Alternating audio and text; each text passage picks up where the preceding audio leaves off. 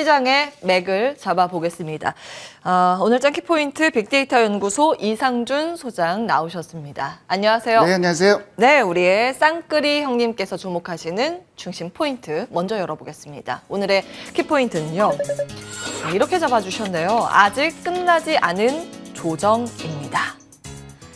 어제 참 유독 힘든 하루를 보낸 우리 시장이었는데 그 조정이 끝나지 않았다고 보시는 것 같아요. 일단 미증시 마감 상황부터 어떻게 분석하고 계십니까? 일단 뭐 그 키워드 관련해서 먼저 말씀을 드리면은 패닉 셀링이 나온 것 같지는 않아요. 저는 대체로 패닉 셀링이 나왔을 때 바닥에 가까워졌다고 보는데, 그리고 두 번째로 뉴욕 증시가 굉장히 좀 그 비교적 세게 올랐잖아요. 나스닥 지수나.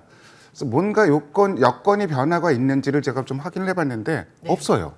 그러니까 그쵸, 아까 저기 오니젠코가 타이틀로 기술적 반등이라고 타이틀 달아냈는데 100% 공감하는 얘기예요. 그러니까 기술적 반등으로 보는 게 맞을 것 같고, 빅테크주들 많이 올랐고, 특히 최근에 뉴욕 증시를 끌어내렸던 지수가 필라델피아 반도체 지수였거든요. 필라델피아 반도체 지수가 1.5% 올랐습니다. 종목별로 봤더니 넷플릭스, 요새 우리나라 때문에 먹고 사는 또 폭등하면 5% 급등했죠. 예, 우리나라 신고가. 콘텐츠 관련주들 요새 막 저희 스카우트 한다고 막 세계에서 난리가 났다고 얘기를 합니다. 오징어 게임 때문에 가입자가 생각보다 더 많을 거라고. 전 세계에서 분석이 다 나와요. 1위를 하는 뭐 이런 콘텐츠를 만드는 나라니까 뭐 좀 자부심도 생기고요. 네. 뭐 이쪽으로 진짜 세계가 최고가 된다면 이것도 굉장히 강한 국가 경쟁력이 될 것 같고요. 넷플릭스가 5%가 넘게 올랐고요. 반도체 제장주인 엔비디아가 3.6%. 아까 여행주 언급하셨는데 트립닷컴이 3.6%가 올랐고요. 그리고 2차 전지 소재주 알버말이 3.3%. 문제의 페이스북도 2%가 넘게 오르면서 뉴욕 증시를 견인하는 역할을 했습니다. 네, 우리나라 카카오, 뭐 네이버만 지금 떨고 있는 게 아니라 사실 페이스북도 간밤에 청문회 소환돼가지고 폭격당했더라고요. 근데 우리나라 규제가 더 센 것 같아요. 이거는 너무 직접적인 규제고, 이거를 사실은 부당이익은 환수해야 되는 게 맞는데 이게 너무 죄악시하는 분위기로 가면 안 되거든요.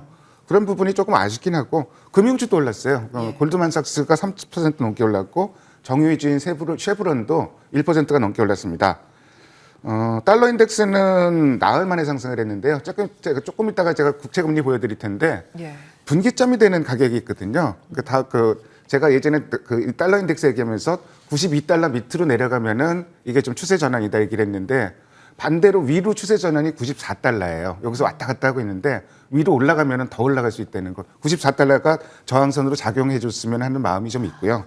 그리고 유가가 하루가 멀다 계속 올라가고 있는 흐름이고, 국채금리가 닷새 만에 1.5%대 진입을 했는데, 제가 그 국채금리 예전에 유가 얘기하면서 200일 이동 평균선 제가 한번 그려봤었잖아요. 그래서 61달러 딱 떨어졌을 때 여기가 분기점인데 여기서 지지받고 올라가면 상승 추세가 유지된다. 결국 지금 78달러까지 올라오잖아요. 근데 국채금리 추세를 보면은 이거 참 저 차트 한번 보면은 제가 200일 평균선 한번 그려봤거든요. 지지선으로 탁 고기 부닥쳐서 딱 올라오죠. 그러니까 이런 흐름인데 금리가 받고 올라가네요. 거기 딱 올라오죠. 그러니까 200일 선이라는 게 상당히 중요한 좀 분기점입니다. 근데 뭐 금리가 올라가는 이유는 여러 가지가 있을 텐데, 경기가 회복됐을 때도 올라가고, 지금은 인플레이션 문제가 작용을 하고 있는데요. 그래서 인플레이션 관련해 갖고 제가 미국 중고차 가격 지수를 다시 한번 좀 봐봤거든요. 근데 9월 지수가 넉 달 만에 다시 올라갔어요. 석 달 빠지다가 다시 올라갔습니다. 그러니까 정말 걱정되는 게 파월 의장이 일시적 인플레이션 이렇게 언급하다가 상당 기간의 인플레이션 이렇게 언급하지 않을까, 이런 걱정은 조금 되는 상황이 되고 있습니다.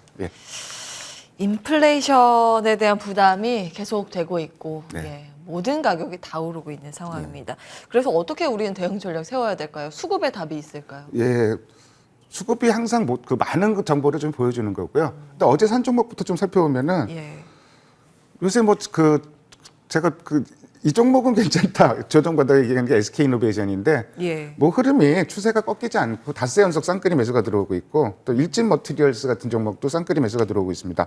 어제 면세점 좀 수급이 좋았죠. 호텔신라, 그리고 오지비주 신고가 기록한 솔루스 첨단 소재, 그리고 오늘 또 가스공사 LPG 가격 또 올라가니까 또 올라갈래나요? 가스공사, 뭐 현대차 이런 종목들도 쌍끌이가 나왔고요. 기관이 솔루스 첨단 소재에 대해서 지금 12일 연속 매수를 기록하고 있습니다. 그에 비해서 코스닥은 수급 상황이 그렇게 기관 외국인 동시 매수 종목이 연속으로 나타나는 종목을 찾기가 어려운데 네. 특징적으로 어제 그냥 코스닥은 길게 얘기하지 않고 한마디로 기관은 엔터주만 열심히 샀다. 어제 엔터주 뭐 상당히 많이 열렸죠. 예. SM, JYP 엔터, 그 YG 엔터 이런 종목들을 기관은 열심히 샀다 이렇게 좀 말씀드리고 오늘 대장주는 하나솔루션 들고 와봤는데요. 좀 외국인이나 기관이나 9월 중순 이후에 뚜렷하게 매수 흐름을 보이고 있고 예. 특히 이제 이게 그 특징적인 게 연기금만 사는 것도 아니고 보험만 사는 것도 아니고 투신만 사는 것도 아니고 세 기관이 동시에 닷새 연속으로 매수를 하고 있는 종목입니다. 그래서 그 상승 배경이 뭔가 봤더니 역시 뭐 그 실적입니다. 이 회사는 뭐 큐셀 이쪽 부분은 좀 부진한데 케미칼 쪽이 상당히 좋습니다. 특히 이제 PVC 쪽도 지금 제가 차트로는 제가 PVC를 한번 정리를 했는데 조금 이따 보여주시면 될 것 같아요. 예. PVC 가격이 막 올라가고 있고 특히 가성소다 가격이 연초에 대비해서 95%는 올라갔는데 그 이유가 뭐냐면은 중국 전력 난수해줍니다. 중국에서 예. PVC 생산을 좀 줄이니까 PVC 그 전력난 때문에 줄이니까 PVC 가격도 올라가고 부생 물질인 가성소다는 아주 급등을 하고 있는 모습이에요. 수익에 직접적인 영향을 미치고 있고 이 종목은 또 수소 관련주도 유명하죠. 수소 관련 그 고압 탱크 관련된 부분이 성장성을 뒷받침하고 있는 종목이고 여러 가지로 지금 뭐 가격도 좀 만만한 것 같고 좀 접근해 볼 만한 종목으로 보고 있습니다. 예, 쌍끌이 종목 가운데 대장주, 오늘의 수급 대장주 한화솔루션 말씀을 주셨습니다. 중국에 석탄이 없고 전력난 때문에 신호등도 안 켜지고 이런 예, 지역도 맞습니다. 등장을 하면서 네. 이제 공장을 가동 못하니까 석유 화학을 뭐 만들지 못하고 그러니까 예. 우리나라는 사실 반사이 기대감으로 연결되는 분위기입니다. 예, 그 맞습니다. 포인트 한화솔루션 또 말씀을 주셨고 자 이제 시장입니다. 어제 코스피가 또 3천선 붕괴가 되면서 10년째 2천선 저는 보는 것 같아요. 코스피를. 14년 만에 저기 그 3천선 올랐는데 그러니까요. 2000에서 3천 올랐는데 14년 걸렸는데 너무 허무하게 어제 개장부터 한 번은 버티고 빠져줄 줄 알았는데 못 버티더라고요. 근데 이제 여기서 고민이 이런 사람들이 있어요. 그러니까 3천 깨지면 주식 사도 돼요? 이런 고민들 하잖아요. 네. 그래서 좀 그 주식 미리 팔아놓은 사람은 오히려 3천 깨지기를 바랐던 투자자들도 많고 근데 중요한 게 뭘 사느냐가 중요하죠. 그러니까 지금 오늘 사느냐 내일 사느냐 이 문제는 저도 뭐 언제 사야 된다고 말씀 못 드려요. 그러니까 매수 타이밍이 가까운 거 맞는데 그 두 번째 고민 뭘 사야 되느냐의 고민은 이런 부분이에요. 낙폭 과대주로 사야 되느냐 아니면 어제 같은 날 강했던 이 종목을 사야 되느냐 이 고민이 생기겠죠. 정말 그게 궁금하시고요. 예. 결론적으로 봐서 저는 후자 쪽이 맞다고 생각을 합니다. 어제 강했던 섹터로 예. 추리는 전략이 그리고 필요하고 무슨 미국의 이제 부채 한도 문제라든지 뭐 저희 그 헝다 문제라든지 이런 문제들은 저는 사실은 낙관을 해요. 시간이 걸리면은 어느 정도 수요 중순 고비로 좀 해결이 된다고 보는데 물론 제 낙관에 대해서는 저도 경계를 합니다. 예. 근데 그렇다고 치더라도 결국 시장의 핵심은 뭐냐? 결국 위드 코로나라는 얘기예요. 턴어라운드가 거기랑 결부가 돼 있다는 얘기죠. 예. 그래서 그러면은 낙폭 과대주들은 어떤 종목들이 있느냐? 제일 많이 빠졌던 게 코스닥은 바이오주들이 아주 급락을 했고요. 표 좀 잠깐 보여주시겠어요? 어저께 셀트리온 급락하는 거 보면서 진짜 좀 허탈하더라고요. 근데 뭐 어제 같은 날 셀트리온을 막 들어가서 샀던 투자자들도 있을 거예요. 이분들은 굉장히 우리가 많이 사셨어요, 사실. 이런 분들은 어제 산 분들은 저는 선수라고 부르고 싶어요. 철저히 단타로 빠지고 나온 분들이지 예. 이분들이 셀트리온이 정말로 뭐 10월 내내 올라간다 이런 생각을 하는 분들은 아니에요. 이런 종목들이 만약에 정말로 인덱스 그렇다고 뭐 삼성전자를 살 수도 없는 분위기고 이런 분들이 그 낙폭과대주에 관심을 가지기 시작하면은 수급의 변화를 봐야 되는데 요새 희한한 일이 발생합니다. 금요일 날 시장 그 10월 첫 거래일 날 시장이 급락을 했는데 공매도가 엄청 늘어났어요. 그래서 어제도 시장 그렇게 급락했는데 공매도가 어느 정도 됐을까 그랬더니 제가 원으로 표시를 했죠. 어제도 공매도가 확 늘어났습니다. 그래서 아직은 제가 아직은 좀 그 조정 중이라고 보는 시각에 이런 지표들을 보는 건데 낙폭과대주 본다면 굳이 본다면은 이런 지표들이 좀 안정적으로 좀 그 평소의 수준으로 줄어드는 걸 확인하고 매매하셔도 늦지 않을 것 같고 예. 그렇다면은 지금 그 연말까지 핵심 이슈는 무엇이냐? 역시 뭐 그 게임 체인저 등장했잖아요. 그러니까 지금 먹는 치료제 예, 머크만 머크만 나온 게 아니고요. 사실은 그 화이자라든지 로슈라든지 이런데 세 군데에서 지금 글로벌 그 세계적인 제약사 세 군데에서 거의 좀 그 현실화 단계에 와 있어요. 그러니까 만약에 머크가 조금 삐끗나더라도 나머지 두 선수가 있다는 얘기죠. 그래서 위드 코로나는 정말 목전에 있는 게 맞는 것 같고, 그리고 특히나 우리나라는 지금 이번 주에 조금 좀 잡혔으면 좋겠는데, 미국은 소위 그 피크아웃이 좀 확실하게 보입니다. 지금 월드오미터 안 들어가 보다가 요새 좀 다시 들어가기 보기 시작하는데, 이게 미국 신규 확진자 추이거든요. 근데 고점 치고 좀 빠지는 모습이 나오죠. 그렇다면은 우리나라가 좀 그 다소 더디게 확진자 그 감소세가 다소 더디게 나타난다고 하더라도 결국 위드 코로나는 목전에 있다, 이렇게 보시면 될 것 같고, 그렇다면은 지금 이렇게 시장이 급락을 하는데 분위기 험악한데 외국인하고 기관이 같이 사는 업종은 뭘까 살펴보면은 1번이 화학업종입니다.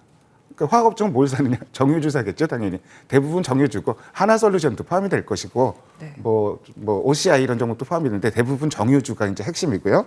그다음에 금융주, 금리 인상 관련된 그 정유주, 금융주, 그다음에 통신, 전기가스, 전기가스는 뭐 한국가스공사라든지 한국전력도 뭐 전기요금 인상 이런 이슈들이 있겠죠. 결국 이런 종목들 중심으로 접근하는 거는, 그러니까 이런 종목들이 급락장에서도 안 빠지는 종목들이거든요. 이런 종목들에 좀 우선순위를 둬야 될 것 같고, 만약에 오늘 라포카드주 반등하면서 이런 종목들이 밀린다 그러면은 오히려 매수 기회가 발생할 것이다.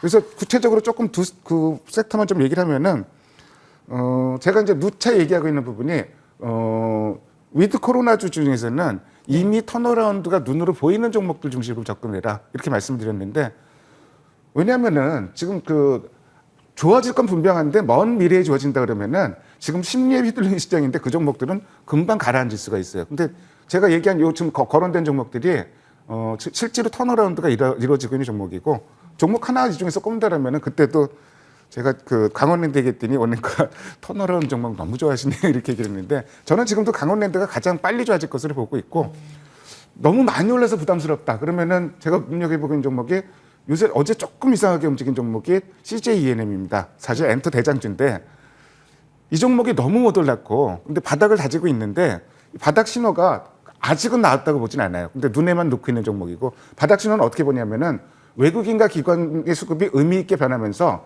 거래량이 평소 거래의 최소한 3배 이상은 나와야 됩니다. 아직은 그런 조짐은 안 나왔는데 그런 흐름이 나오면 접근할 필요가 있을 것 같고, 두 번째는 이제 정유주인데요.